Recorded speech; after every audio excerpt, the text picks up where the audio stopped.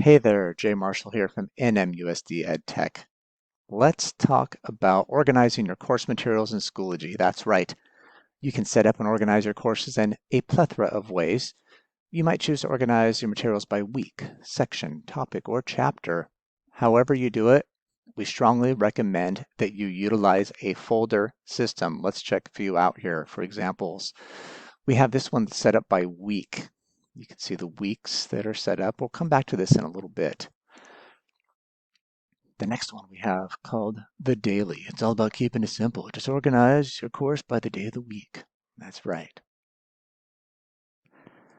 Let's try another one. The archiver. Now, this one utilizes nested folders.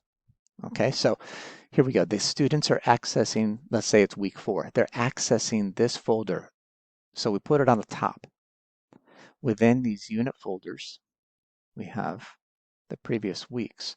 When week 4 is complete, we don't want to just delete it. We want to keep it there so kids can access it at any time. But now what we can do is simply, and I say simply, drag it into that place. That was a bit dicey for a second. And then I would make a new folder pair called week 5. Okay, that's a pretty good system. Let's try another one. How about by the book? That's right. So we're setting them up around chapters of a book or a series of novels, for example. You get the idea. And we'll check one more. The minimalist. This one's also about keeping it simple. You can organize by types of materials like assignments, tests, quizzes, practice, or by subject, as you can see below. Let's go back to that first one that we had week by week. And I want to show you how to plug things in. Okay, so we have the week by week option. I'm going to make a new folder and then we'll dig in a little bit. I can do that by going to add materials, add folder, or I can hover over these little gray lines, and when they become a green dotted line with a plus, I can click in there. So let's just try that. Why not? Add folder. So we need to add a description. I'll call this discussions and give it a color. And then you can add, I meant add a title, obviously. The description will be down here. And we can add a description. I'm going to do that later. We have dates. So some of the options here are the start date. If you add a date, it'll put it on the calendar. It'll put it on the course calendar, and then an end date will remove it from that calendar. It's up to you. That's optional. You also have availability options. Published is visible to students. Unpublished is hidden from students. So maybe if you wanted to create your system but don't overwhelm them and unpublish until you're ready.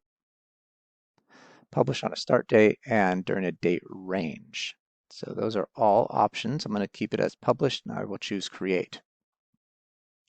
So now I have a folder called discussions, and I don't like that it's yellow, and I actually want to put a little description. So what I can do is click the little gear button, go to edit, and I'm going to change my color, and I've already pre-typed a description. And here you have your rich text editor, so you can make lots of changes to your text. You can also insert content if you wish, all kinds of options, and I'm going to save my changes.